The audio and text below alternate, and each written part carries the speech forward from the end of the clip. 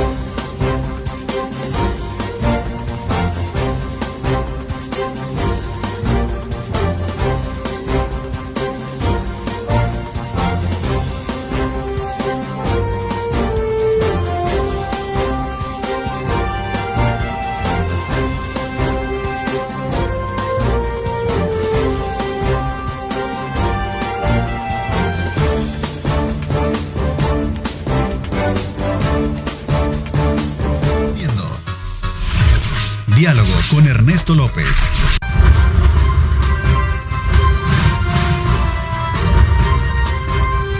Diálogo con Ernesto López. Bueno, gracias nuevamente por estar con nosotros. Estamos conversando esta mañana precisamente con la licenciada Yelena Rodríguez. Ella es la representante para Latinoamérica de la Federación Internacional de Contadores, IFAC. Ella es panameña. Y Carlos Fernández, que es el presidente del Instituto Salvadoreño de Contadores Públicos de nuestro país. Y en el marco de un evento que tienen programado para el día de mañana, viernes y sábado, ¿verdad? Donde van a hablar de la disrupción digital, ¿verdad? Y el tema de la especialidad de contadores. Estamos esta mañana aprovechando conocer el ángulo que también tiene esta figura muy importante dentro de las administraciones, especialmente públicas, aunque también en el sector privado esto se genera, nada más que tienen otras connotaciones, pero en lo público, desde luego para nadie es un secreto saber que países como el nuestro, y por eso dejaba un poco el examen, para que desde la perspectiva de ustedes pudiésemos comprender cómo para bien puede ser un actor importante en la prevención de la corrupción un contador, ¿cierto? Definitivamente. Mira, el contador tiene que estar claro que existen códigos de ética muy claramente definidos para su actuar profesional. Esto aunado a la existencia también de lo que es la normativa de incumplimiento de leyes y regulaciones. O sea, ya aquí con esto ves que existe un marco conceptual, un marco de ejecución, para que el contador enmarque su actuar dentro de esos lineamientos. Y hay penalizaciones también. Entonces, realmente lo que se impulsa es que todas aquellas iniciativas que han sido desarrolladas por la Federación Internacional de Contadores como organismo normador de la profesión en el servicio al interés público sean ejecutadas a cabalidad. Ok, hay licenciatados en esto, todo está licenciatado. En el país un contador tiene que tener su registro, ¿no? Absolutamente. Como también entendería yo. En cada país tiene que tener su registro, pero más allá de los registros locales, lo que estamos buscando es que se enmarquen en normativas internacionales, específicamente en lo que respecta a la existencia de un código de ética mundial, que ya está implementado en más de 120 países, traducido en 39 idiomas para que no se pueda decir que no se comprende, ¿no? Y definitivamente en ese sentido es importante la aplicabilidad dentro de ese código, porque todo lo que tú dejas a la especulación se convierte en riesgo al final. Entonces, importante señalizar que debemos enmarcarnos en el código ético y enmarcarnos en la penalización que podría existir contra el no cumplimiento a través de la norma de incumplimiento de leyes y regulaciones. Sí, cuando se menciona que decía que todos tenían que tener un registro, digamos, la profesión, de acuerdo al Consejo de la Vigilancia, la separa, digamos, en dos, ¿verdad? Que es el contador, ¿verdad? Y el auditor. Entonces, para el contador existe, digamos, un número y sí está registrado, pero no necesariamente ellos son licenciados, ¿verdad? Sino que tienen la carrera, digamos, técnica, digamos, o de bachillerato en la especialidad de contabilidad.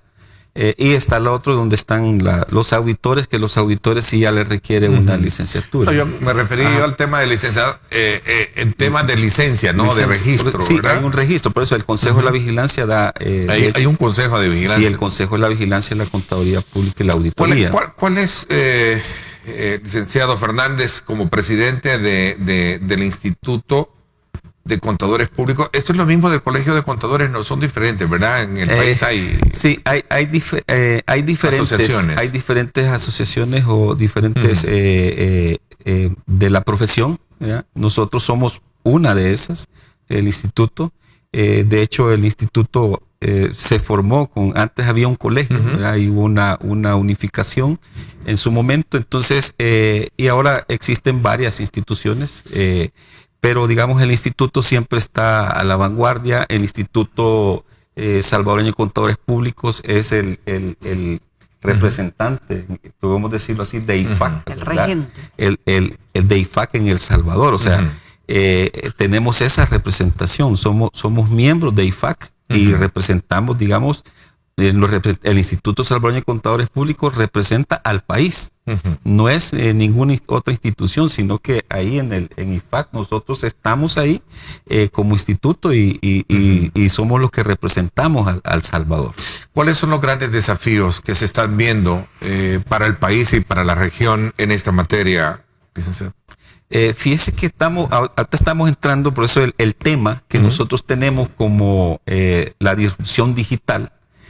De hecho, eso indica una transformación, ¿verdad? Un cambio para poder realizar o efectuar, digamos, los trabajos de contaduría, los trabajos de auditoría. Entonces, la disrupción digital, o sea, viene, digamos, a tratar de cambiar, ¿verdad?, la forma como el profesional ha venido haciendo, digamos, los trabajos. ¿Por qué? Porque hoy en día, y lo voy a aclarar, de hecho en IFAC, en una reunión que tuvimos hace poco, vía conferencia, se decía que no necesariamente, ¿verdad?, el profesional debe conocer de tecnología, ¿sí? Que no necesariamente nosotros debemos de ser expertos en tecnología, pero que el cambio que debemos de tener en lo que representa la tecnología, o sea, es un cambio en el cual hacia dónde nos vamos a dirigir. Nuevos modelos de negocio, bueno, y brusco, porque sí, como su mismo nombre, digamos, conceptualmente así se entiende, pues lo disruptivo es el cambio brusco. Es un cambio brusco porque definitivamente... Y a lo digital, ¿no? Sí, de hecho, antes de venir yo sí a memoria un poco de cuál era la función o cómo era la representación del auditor, y de hecho todavía se tiene esa idea, que cuando viene el auditor, ¿qué es lo que va a pasar? Voy a hacer auditoría, y cuando se oye que van a hacer auditoría, bueno, es el tipo malo, es el que viene a revisar todo, es el que viene a cómo se vira, todo, ¿no? Como decimos, a buen salvadoreño, ¿no? Totalmente, y ahí realmente hay que cambiar un poco la imagen y la visión que se tiene del contador. El contador es un aliado estratégico de las instituciones y de las autoridades, y así es como debemos nosotros vendernos ante la sociedad. Panamá, para hablar un poco de forma directa, no escapa del mismo fenómeno, ¿no? De lo que ha golpeado fuerte la corrupción también, ¿no? No, absolutamente. Ningún país escapa. Tienen funcionarios, presidentes procesados, ¿verdad? Absolutamente. Esto es algo que es mundial, es un fenómeno mundial, como bien decía yo al inicio. Y por esa razón es necesario ponerle énfasis a ese rol, particularmente del contador, ¿no? Absolutamente, absolutamente. Como un factor preventivo, ¿no? Como un actor preventivo en esto. Ningún país escapa de la corrupción, del aspecto de corrupción. Lo que es importante en un momento dado es definir cuál es nuestro rol como contadores dentro de ese cambio, ese combate a la corrupción. Una de esas opciones definitivamente es establecer alianzas estratégicas con organismos de cooperación. En este caso, la Federación Internacional de Contadores, es importante señalizar que ha desarrollado iniciativas conjuntas con la OCDE, que es quien realmente trata en este momento directamente el combate a la corrupción, y a través de la Federación Internacional de Contadores se ha ido trabajando, por ejemplo, en lo que es la revisión del Código de Gobernabilidad de los países. Se ha impulsado también a través de la divulgación masiva de lo que es el Código de Ética revisado y estructurado, que incorpora las importantes modificaciones de los últimos años también. Y todo esto se hace con el objetivo de mejorar y optimizar lo que es el control interno, tanto en las organizaciones públicas como privadas. A ver, en todos los casos, digamos, o escándalos que se ha conocido, ¿por qué realmente se tiende a pensar de que solo ahí está el problema? Con un actor que se llama el tema de la contabilidad, colocándola un poco en el contexto de lo que hemos tenido en el país, y no precisamente cuando viene desde arriba la instancia, incluso hasta de fuera, de agentes externos, ¿no? Es decir, para que haya un corrupto debe haber un corruptor, ¿no? Bueno, yo creo que en este punto es importante, ya, y Elena mencionaba algo donde decía que de quién era la responsabilidad. Y aquí hay actores, no solamente son los contadores para este caso. O sea, sabemos que la responsabilidad, ¿verdad? La debe de tener tanto la empresa, en este caso, porque digamos la empresa privada, digamos, contrata auditores, contrata contadores, pero ¿por qué los contrata? O sea, los debería de contratar porque es una responsabilidad para que ellos estar, digamos, cubriendo su empresa porque tienen que llevar todo en orden, no porque es una obligación de ley. Igual para el gobierno lo mismo debería de hacerse, debería de tener, digamos, a los profesionales y todos que hagan su trabajo, pero a la vez también ellos asumir una responsabilidad. Entonces, en este caso, digamos, tener profesionales contables, tener auditores dentro de las instituciones, yo lo vería como tal, son diferentes actores. Estamos hablando de la empresa privada, estamos hablando del gobierno, que son responsables de esto. Y quizás ahí podría hablar de algo, digamos, como por ejemplo cuando se dan todos estos casos de corrupción, digamos, hoy que ha habido un cambio de gobierno, por ejemplo.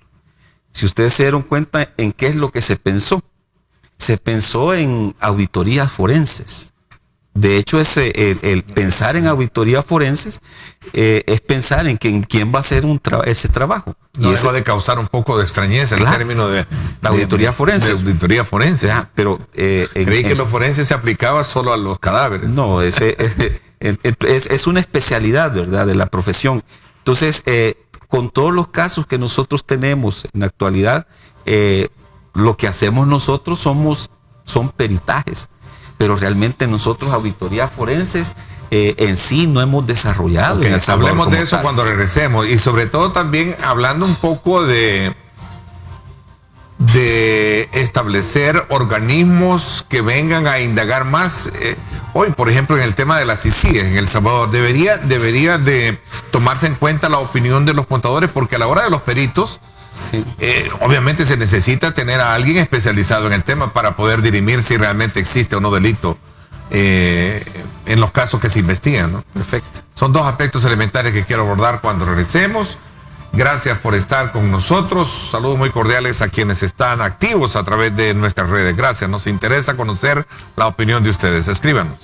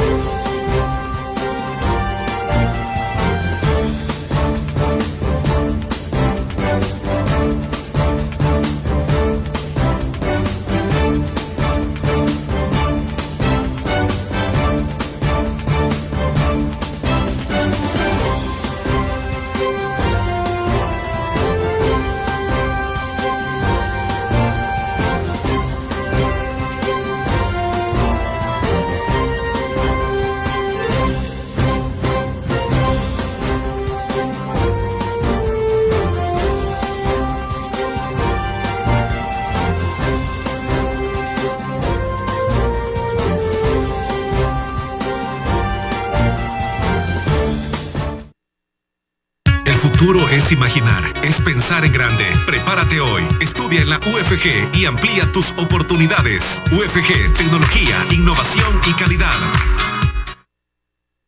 Bueno, gracias. Vamos a aprovechar estos minutos que nos quedan para hablar de estos dos aspectos elementales, ¿no?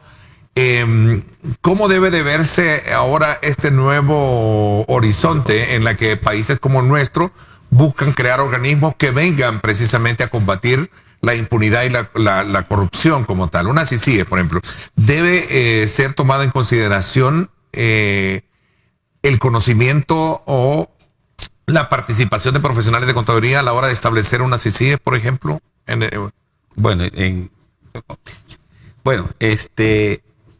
La verdad que sí. O sea, de hecho los profesionales, en este caso los profesionales contables, los auditores, si tú hicieras un recuento, ¿verdad? De cuántos peritajes se están realizando actualmente en el país, o sea, son varios profesionales que están ejerciendo esta función. En ese contexto, el rol del profesional como tal, ¿verdad? Ya esta gente, peritos contables, peritos especializados que han desarrollado este tema, ya tienen la experiencia, tienen el conocimiento. Entonces ellos efectivamente, o sea, pueden aportar, y de hecho no solo estamos hablando de los gremios, ¿verdad? En este caso el Instituto Salvadoreño de Contadores Públicos, tratar de apoyar todo este tipo que de alguna manera pueden ayudar. Y quizás voy a aclarar esto porque en mi contexto y en mi opinión personal, cuando se habla de una CICIES, ¿verdad? Una CICIES se debe de establecer cuando, digamos, otras, y de hecho el Estado ya no puede tener control de ciertas acciones. En este caso hay un elemento principal para establecer una CICIES. Y para establecer una CICIES es que tengamos un Estado fallido. ¿Y un contador es vulnerable a la hora de una... ¿Qué tan vulnerable o qué tanto se puede preparar para no ser tan vulnerable? La verdad que esa es cuestión de ética. Y a eso es lo que vamos. Es cuestión de ética, es cuestiones de hecho ya ampliará Yelena respecto a eso, porque nosotros como profesionales nos regimos, ¿verdad? A través de un código. Y en ese código están desarrolladas todas estas atribuciones y funciones que debe de desempeñar. Entonces, ahí es donde se dice, hay cosas que no se pueden castigar, pero que la ética le dice, ¿lo puedo hacer o no lo puedo hacer? Es una cuestión de decisión del profesional. Mira, hay un tema con el código de ética y el concepto propiamente de la ética. La ética es una carga genética. Eso es ineludible. Tú naces con eso, tú de la casa traes tus elementos, tus valores, tus principios, tu código ético. La aplicabilidad y en el rol del contador está en función de todo eso que tú has ido recopilando a través del transcurrir de tu vida. Sin embargo, es indiscutible que todo profesional, sobre todo los que trabajamos roles de supervisión, de revisión, nosotros debemos enmarcarnos en códigos éticos que ya te establecen incluso ejemplos muy puntuales de a qué puedes estar tú expuesto en un momento dado y cuál es tu reacción ante esos aspectos disruptivos de corrupción. Entonces, realmente importante señalizar que los códigos éticos son el marco conceptual para evitar corrupción. Ok. Edwin Hernández me dice, Ernesto, pregúntales qué piensan de sustituir la Corte de Cuentas por firmas privadas para auditoría, como lo mencionó el presidente del país. A ver. Bueno, yo creo que ahí entra parte de la independencia, ¿verdad? Y eso, o sea, sí es una buena idea. ¿Por qué? Porque entra parte de lo de la independencia. O sea, un auditor, para efectos en el caso del gobierno, digamos que alguien de afuera, ese que estuviera viendo eso, tendría esa independencia. Pero ahí es donde viene algo también que trata el código de ética, es la parte de independencia, pero sí se ve bien en lo que sería lo importante, que se contratara, ¿verdad?, a los profesionales para que desarrollaran este tipo de auditoría. Y aquí se abre un campo nuevo, como lo estábamos mencionando, el campo de la auditoría forense, que se especializasen, ¿verdad?, muchos profesionales contables en esta rama. Entonces, y eso les daría, digamos, en el caso del gobierno, digamos, contratar auditores forenses, ¿sí? ¿Y aquí hay auditores forenses? Como tal, como yo le digo, no está desarrollada digamos, ni dicho, no está desarrollada la carrera. ¿Y se está llevando a cabo esta auditoría, como se mencionó hoy en este nuevo cambio de gobierno? No desconozco. Sí, es que se está aplicando. Yo desconozco, o sea, así es. Otro aspecto que yo creo que es importante resaltar, que todo esto está sobre la base de las normas internacionales del sector público, que también te impulsan a la utilización de códigos éticos, te impulsan a la utilización de las normas de incumplimiento también, pero sobre todo te dicen paso a paso el accionar en materia de control, prevención. Ok, dentro de la política pública, dice Mina, que nos escribe acá, María Cruz, dice, en el gobierno Ernesto hay auditores que no son contadores, no profundizan en la fiscalización. En el caso nuestro. Sí, vuelvo a lo mismo. Es una de las grandes debilidades. Sí, vuelvo a lo mismo, y es por cuestión de contratación, y ahí es donde decía, la labor del auditor, digamos, como está desarrollada en el código de ética con la parte de independencia, entramos en una parte de independencia, o sea, de hacer el trabajo como se debe, o sea, ser independiente, dar una opinión independiente. Sí, lastimosamente habría que revisar todos esos procesos, ¿no? Ok, vámonos entonces ahora, por cuestiones de tiempo, ya solo tenemos un minuto. Cuéntenos un poco a quién va dirigido, quién puede asistir a este evento que van a desarrollar este día en el Hotel Sheraton Presidente, el día de mañana, ¿verdad? ¿A qué horas comienza? ¿Cuáles son los temas que se van a tratar acá en este primer Congreso Internacional y quinto Nacional de Contadores? Así es, de hecho, vamos a tener temáticas como la parte del control de calidad de la auditoría, la parte de la corrupción, el tema de factura electrónica, que es otro tema también, el tema de los negocios fintech, ¿verdad? Que es otro tema también, y el tema, porque no está, todo debe estar amarrado con la parte de la ética o de la corrupción, o sea, lo que el profesional, todo eso lo vamos a ver en las ponencias de profesionales internacionales. Tenemos, va a estar un participante mexicano, el presidente de AIC, que por motivos de trabajo pues no nos pudo acompañar esta mañana. También vamos a tener a Elena, que va a dar el tema de corrupción, y de hecho lo que se trata de dar con esto es darle a la profesión, digamos, algo diferente, algo nuevo, y hacia dónde vamos. O sea, no necesariamente que la parte digital, lo que crea a veces la parte digital es son riesgos operativos, y son riesgos más que se tienen, que son personales. Así es que los invitamos. Es el día de mañana, ¿no? Sí, Hotel Sheraton Presidente. ¿A qué horas? 8 de la mañana. 8 de la mañana. Dirigido a auditores, contadores. Dirigido a auditores, contadores. Miembros del gobierno. Empresarios, ¿verdad? Para que puedan ponerse al día sobre las diferentes temáticas que se van a abordar, ¿verdad? Factura electrónica, el tema de lo digital, ¿verdad? La disrupción digital. Corrupción, cómo combatir. El tema de cómo combatir la corrupción, que es el tema que nos hemos centrado. Y como bien dice, parte de ese eslogan que ustedes están tomando como punto de referencia, dicho por Marco Tulio Cicerón, ¿verdad? Este filósofo romano, orador, escritor, que dice: la honradez es siempre digna de eloquio, aun cuando no reporte utilidad, ni recompensa, ni provecho. Muchas gracias. Les agradezco muchísimo que me hayan acompañado. Muchas gracias también, Ernesto. y feliz estadía también en el país. Un placer, gracias. Gracias. Por mi parte, esto es todo por hoy. Pásenla bien, y como siempre, recuerden lo más importante: amar a Dios sobre todas las cosas. Lideramos el camino de la opinión pública y buscamos que la cultura del debate alcance consensos y soluciones a los problemas de nuestro país.